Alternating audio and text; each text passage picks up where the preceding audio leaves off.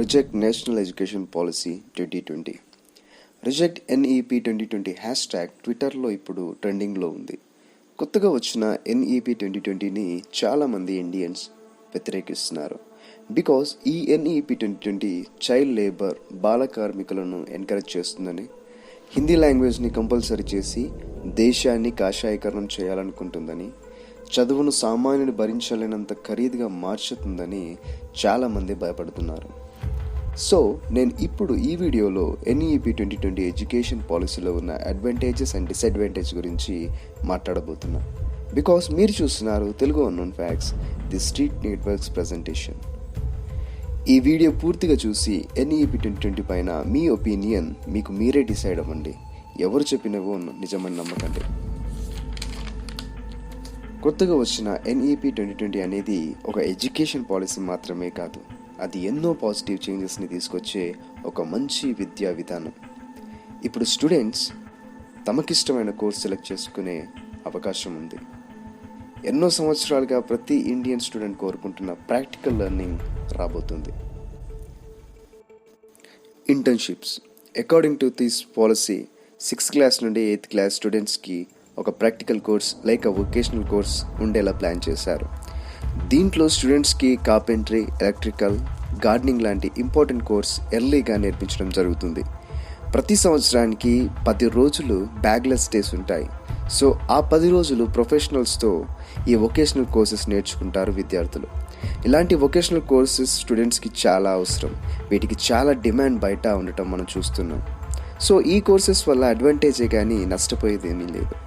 అంతేకాదు 6th class నుండే స్టూడెంట్స్కి కంప్యూటర్లో ఎంతో కీలకమైన కోడింగ్ని కూడా ఈ విధానం ద్వారా నేర్పిస్తారు. ఈ విధానం ద్వారా అంటే 10 రోజులు ఇంటర్న్షిప్ పద్ధతిలో ప్రాక్టికల్ లెర్నింగ్లో స్టూడెంట్స్ ఉంటారు. సో చాలామంది ఈ ఎన్ఈపీ 2020 చైల్డ్ లేబర్ని లేదా బాల కార్మికులను చేస్తుందని భయపడుతున్నారు.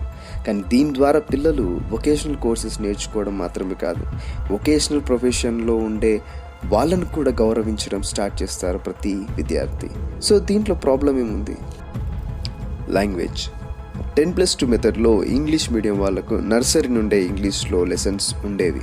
సో ఇంట్లో మాట్లాడే భాషకే అలవాటైన పిల్లలకు స్కూల్లో నేర్పించే ఇంగ్లీష్ లాంగ్వేజ్ అర్థమవడం కాదు కదా స్కూల్ అంటేనే భయపడేలా చేసింది.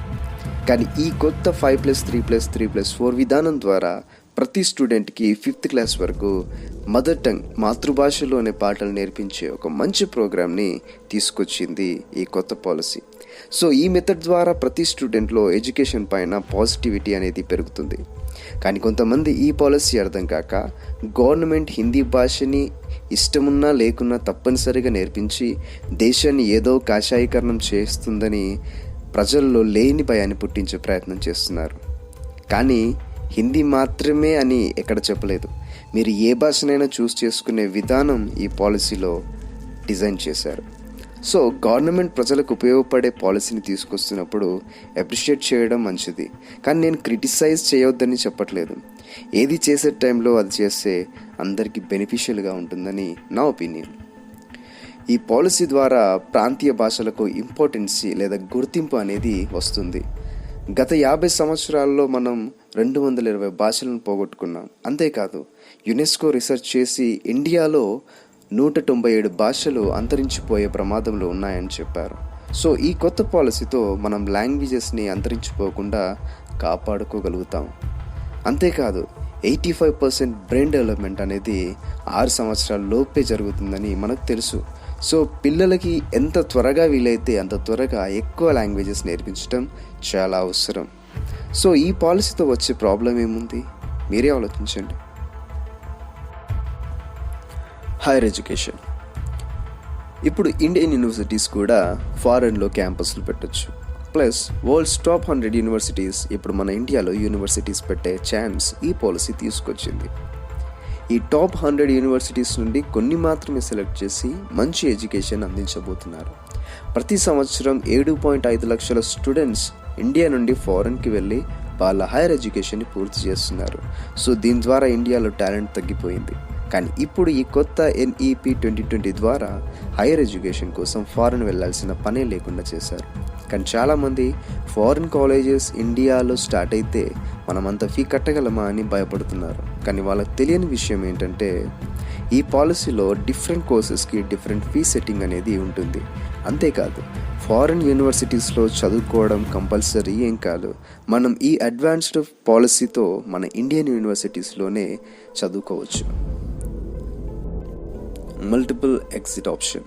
ఈ పాలసీ తీసుకొచ్చిన బెస్ట్ థింగ్ ఏంటంటే 5+3+3+4లో లాస్ట్ 4 ఇయర్స్లో మీరు ఎప్పుడైనా వెళ్ళిపోవచ్చు. అంతేకాదు మీరు ఎక్కడ అంటే ఏ ఇయర్లో వెళ్ళిపోయారో మళ్ళీ అక్కడి నుండే మళ్ళీ ఎన్ని సంవత్సరాలకైనా స్టార్ట్ చేసే మెథడ్ని తీసుకొచ్చారు. అంటే మీరు ఫైనాన్షియల్ ప్రాబ్లమ్స్ వల్ల, ఫ్యామిలీ ప్రాబ్లమ్స్ వల్ల ఎడ్యుకేషన్ ఆపేస్తే మీకు సర్టిఫికెట్స్ కూడా ఇస్తారు. ఫస్ట్ ఇయర్కి సర్టిఫికెట్, సెకండ్ ఇయర్కి డిప్లొమా సర్టిఫికెట్. అంతేకాదు మీరు ఎక్కడ లెఫ్ట్ అయ్యారో ఎన్ని ఇయర్స్ తర్వాత అయినా మళ్ళీ అదే ఇయర్ నుండి స్టార్ట్ చేసుకోవచ్చు. సో ఇన్ని అడ్వాంటేజెస్ ఉన్న ఈ పాలసీలో ఫ్లాస్ అనేటివి ఉండొచ్చు. అయితే వాటి కోసం ది బెస్ట్ పాలసీకి అగేన్స్ట్గా ప్రొటెస్ట్ చేయడం కరెక్ట్ కాదు. రోడ్ల పైన గుంతలుంటే గుంతలను రిపేర్ చేస్తాం, కానీ రోడే మంచిది కాదని రోడ్డును పేల్చేయం కదా. సో ఫ్లాస్ ఉన్న దగ్గర ఐడియాస్ షేర్ చేస్తూ డిస్కస్ చేసుకుంటే మనకే మంచిదని నా ఒపీనియన్. సో గైస్, మీకు ఈ వీడియో నచ్చితే లైక్ చేసి షేర్ చేయండి. ఇలాంటి వీడియోస్ కోసం ఈ ఛానల్ని సబ్స్క్రైబ్ చేసుకోండి. Thank you for watching.